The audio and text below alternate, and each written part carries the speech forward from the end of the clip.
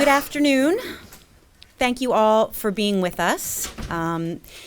We always appreciate when we're able to share good news with you, and we have taken some people into custody who committed a crime here in Howard County, a serious violent crime. We wanted to update you about the status of that investigation and those who've been charged with that crime. So I'll open by introducing our police chief, Greg Durr.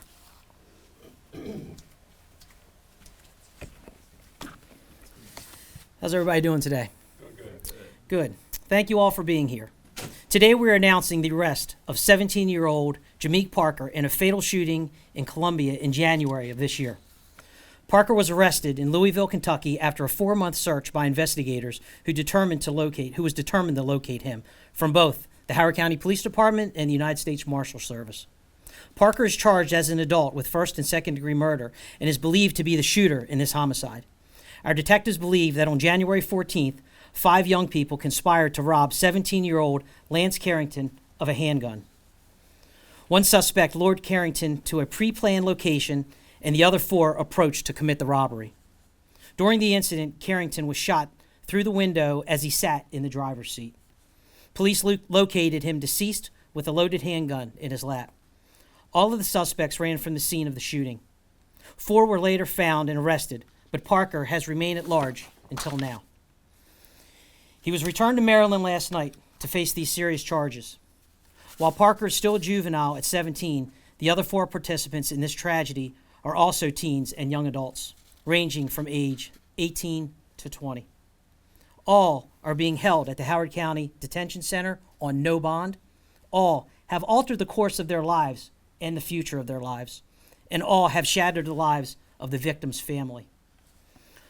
While the total number of homicides in Howard County remain low, and many are sadly domestic in nature, we have seen a number of recent incidents of violence involving juveniles. We remain committed to identifying and arresting anyone committing violent acts in our community. But Parker's apprehension is further reminder that we still have a suspect at large for an unrelated homicide at the Columbia Mall last year. I'm going to go ahead and... So this individual right here is William Thomas III. This is a different picture. I want to put it out there to the public. He's wanted for a murder at the Columbia Mall, where he executed Mr. Little in the head, in the mall, in open space. I just remind the public to be actively looking for him. We have one, now we need to find the other. There's up to a $30,000 reward for this individual. We know someone out there knows where Marshall is, and we're not going to stop until we find Howard County's most wanted, which is Mr. Marshall. I'd like to now to introduce County Executive Calvin Ball.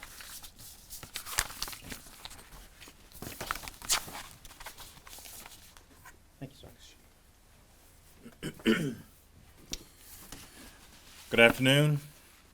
I want to first thank Chief Durr, our entire Howard County Police Department for their dedication and their efforts in making this arrest. As you have heard from Chief Durr, our police department remains dedicated to ensuring those who commit a crime are held accountable.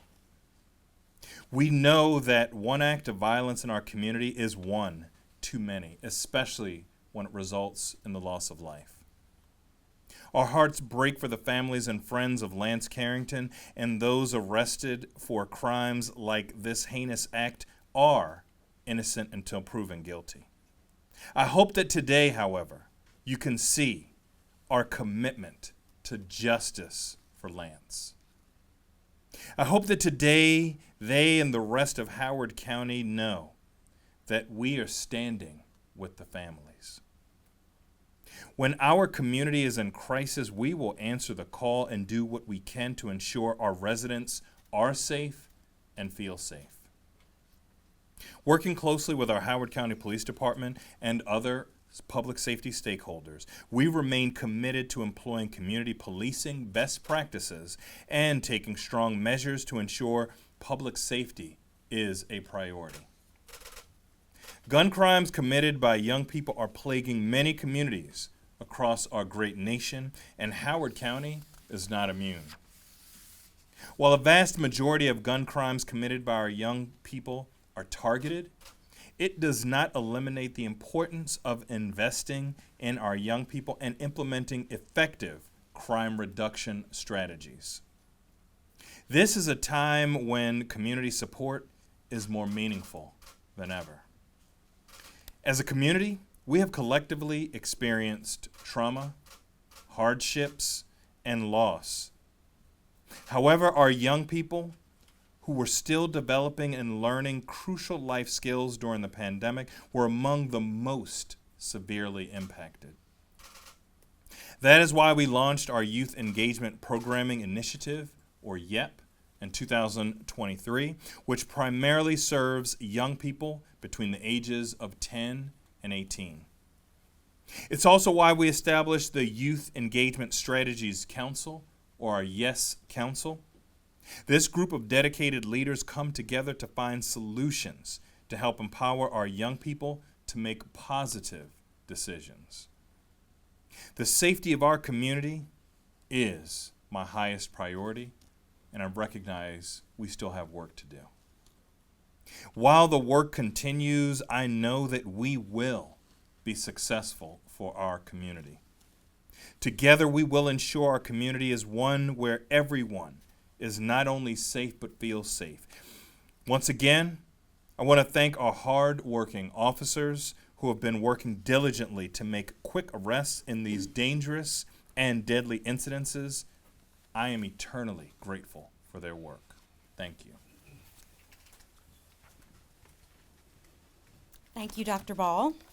We'll now open for a few questions. I'm happy to help answer what I can, and of course we have the chief and the exec here with us as well. So, yes. I have two questions. The first is, for Parker, who was found in Kentucky, what led your search to Kentucky? How did you end up finding him there? Well, the detectives have asked us not to be overly specific about that for reasons I'm sure you can understand. There were multiple investigative methods that were used. And so when we talk about that, you can imagine that we used any technology possible, interpersonal communications when possible. We've offered a reward. We think that that generates information. So while we can't be super specific, this was 4 months of diligent, hard work. And then my second question, this might be for the county executive, but you mentioned the youth engagement strategy that was implemented a few years ago. In light of some of the crimes involving young people, like this one and the one that we've seen at the Columbia Mall, do you think anything needs to change moving forward? Well, we launched our Youth Engagement Programming, or YEP, in 2023. We've worked with nearly 40 nonprofits to impact the lives of approximately 10,000 of our young people. And unfortunately, we still have work to do. However, there are frankly many other crimes that were likely prevented because of our work. And we're going to continue expanding and reaching out to our young people to make sure that they know that they are seen, they are heard, and they are empowered to make more positive decisions for themselves, their lives, their future, and our community.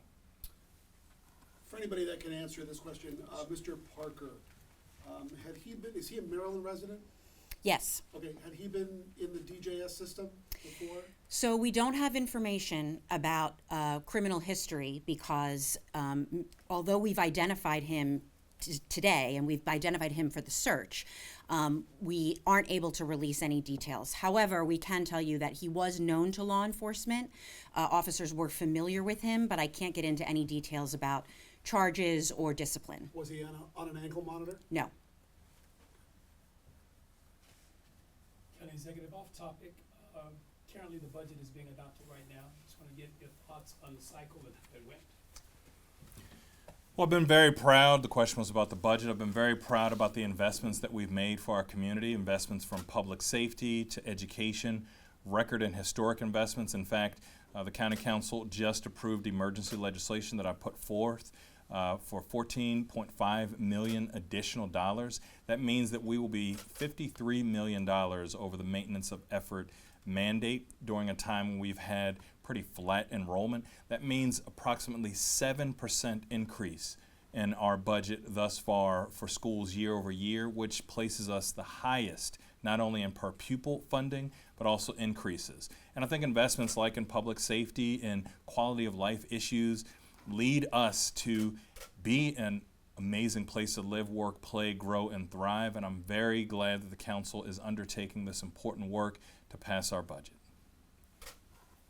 Do one more.